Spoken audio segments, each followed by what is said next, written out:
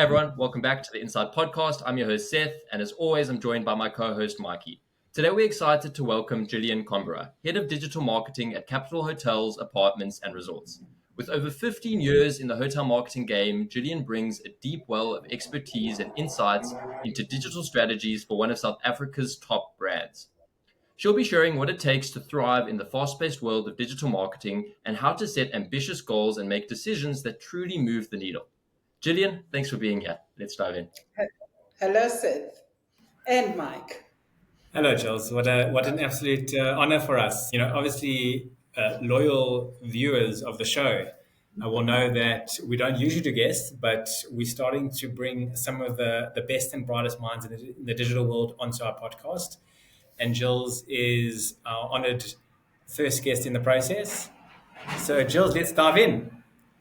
So maybe let's just start with educating everyone a little bit about you. Tell us about what do you do on a day-to-day basis? What do you do at the Capital, and what makes you so magical? So I lead agencies and an in-house team in digital strategy and execution for the Capital across social, paid and organic, email marketing, and paid search as well as digital content. And just a quick thing I'm sure a lot of people do, but the people that don't know who is the Capital, maybe just give a quick elevator pitch. Who is Capital Hotels, Apartments and Resorts? It's the coolest place you ever stay in South Africa. The Capital is a South African brand owned and managed by the MD, Mark Waxberger, and it's been growing exponentially. We are well known for our recent acquisitions of Zimbali from Fairmont. So it's now the Capital Zimbali, one of South Africa's most loved iconic resorts, and also the Capital 15 on Orange, which we bought from Protea. So yeah. Yeah, I remember, just a quick note, I remember back in the old days, it was just Capital Hotels and Apartments. And then it became much more than a business hotel chain. Yes, absolutely. And, funny enough, this happened during COVID. So we were opening 2 new hotels every year. And obviously, COVID has slowed that down. But however, we opened Bombela and Capital Zimbali and 15 on Orange during COVID. So while all South African hotels were closed, the Capital was actually opening hotels. Impressive. It's a zaga. It's a zaga when others are zigging. Yeah, I think that one of the philosophies that drives the Capital is to break hotel norms. So I think it's quite special that the person at the helm of the Capital is not a hotelier. He's a financier and more, he is well ensconced into that world. So he brings a different perspective to running hotels. And I think that's where the magic is and the secret sauce. Amazing. 100%. So Gillian, from a digital perspective, what's your ambition for the Capital going forward, and what's it been thus far? Look, we always try to stay ahead of the curve, but in the larger context of hospitality, we are still quite small. So our whole thing is that we want to create a digital ecosystem that is seamless and flawless and enhances guest experience while and also building loyalty. But at the end of the day, how you check in, how you make the booking, how you are received in the hotel, how you interact with us in the hotel, all of this, our whole aim is to make it seamless and for the guests to enjoy that experience. Amazing. So a whole And let me ask you, Jules, from a marketing point of view, probably the biggest driver of motivation we see with hotels as a subset, but pretty much any e-commerce store, is they live in what their competitors are doing. How much does that play a role from just a marketing point of view in terms of your strategy and that? Do you kind of try and copy and repeat? Do you try, where does that play in the whole strat side of things? I think there are learnings to be made from your peers, but how we actually look at it, for us to break hotel norms, we actually try to look outside our industry to get, ways of doing. Otherwise, you will do what everybody's doing and you're doing what has historically worked. So our whole game is to always look outside of our industry to see how we can do things differently and better, faster. What are some of the key industries you pull from? A lot of it is actually just from an inspiration point of view. Fashion, we look at a lot of fashion brands, and then, we also look at actual digital brands, how they execute their strategies, and we learn from that. Interesting. And let me ask Jules, I know, just knowing a bit of the background, but Yeah. from it's an interesting thing. When we work with marketing managers, I would bucket them into three types. One are 100% KPI obsessed driven. One don't have KPIs and don't even have never heard of KPIs, and then everything in between. Yeah. Like, where do you live in that space? Yeah. Well, the capital, obviously, like I said, the person at the helm of the business is a financier. And also the fact that we are such a owner-managed business, it makes us very entrepreneurial. So we count to the last cent.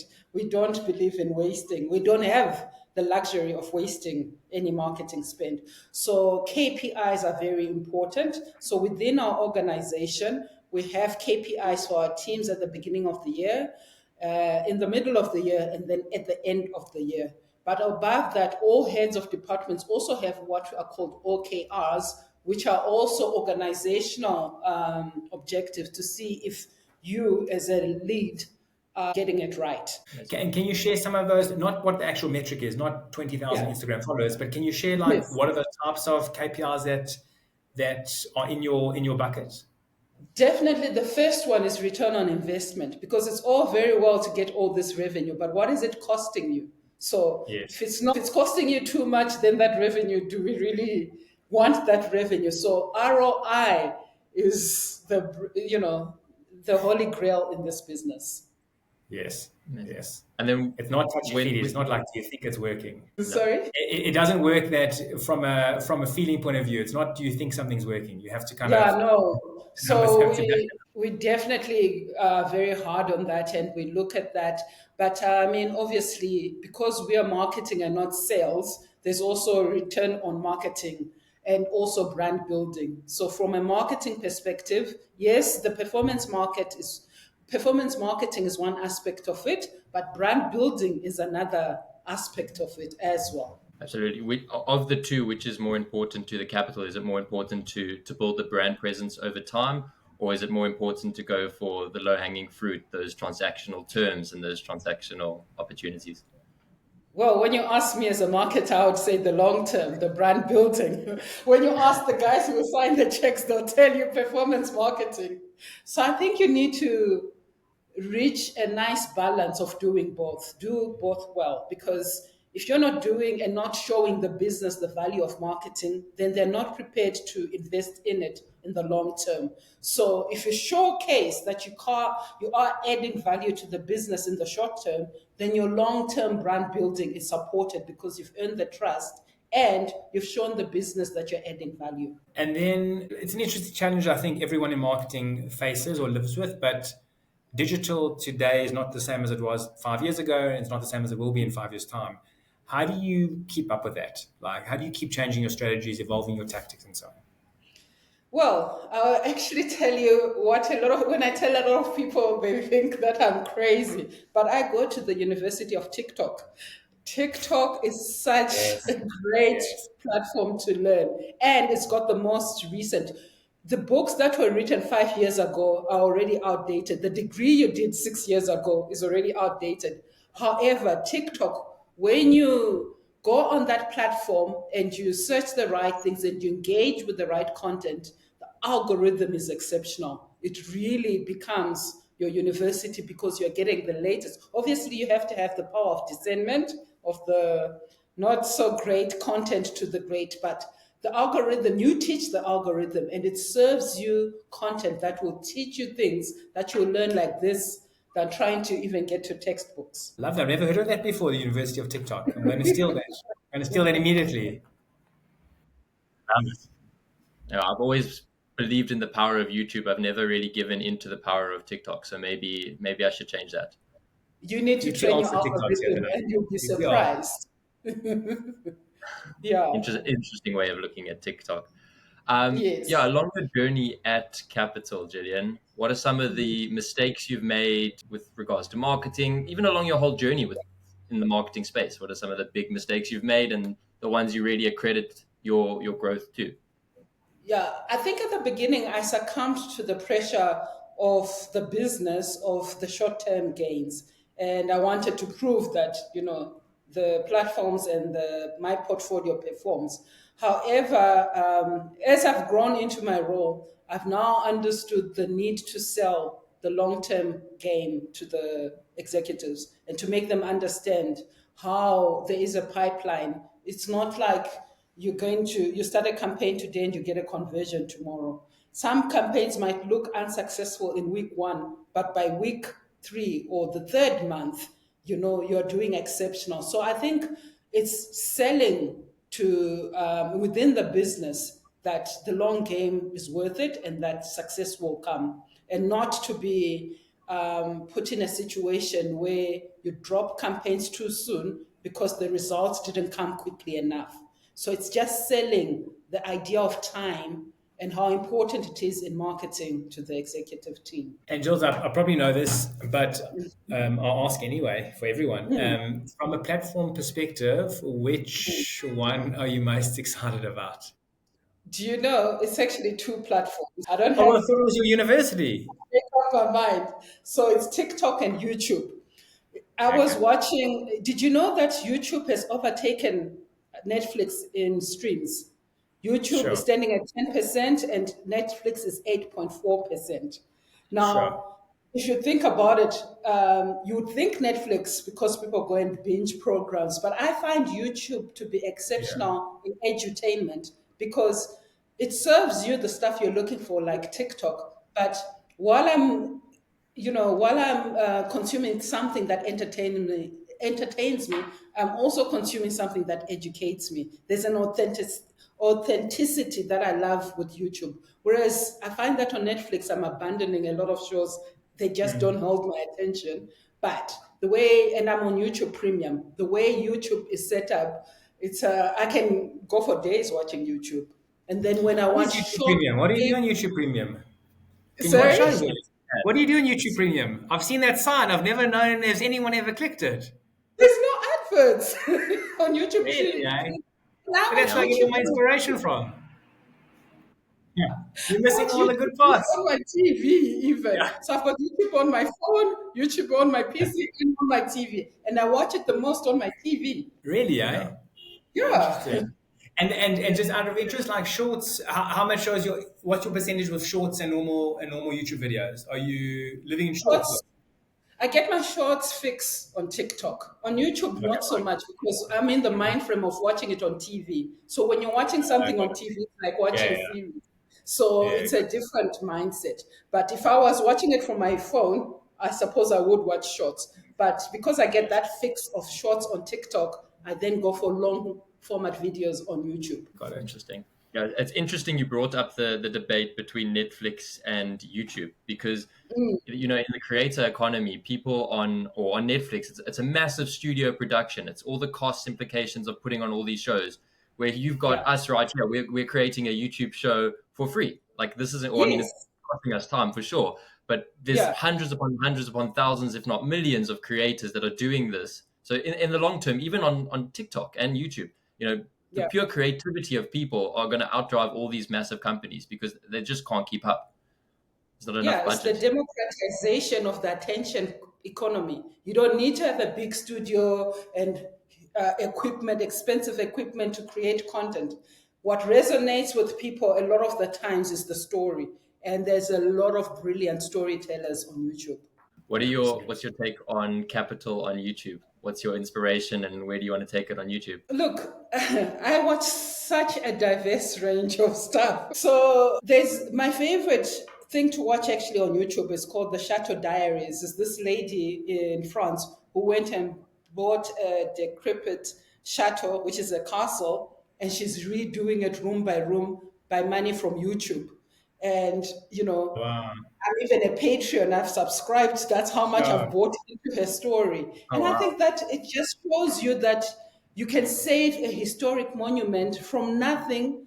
She didn't have the money to do that herself. But the global, and she's got viewers from South Africa, US, France, obviously, all over the world. Imagine all these people are rebuilding a chateau in France. I mean, it's incredible. So, yeah, I thought to myself, wow, that's a business model I never thought you could create, and you create something so amazing from Built, just attention yeah, economy.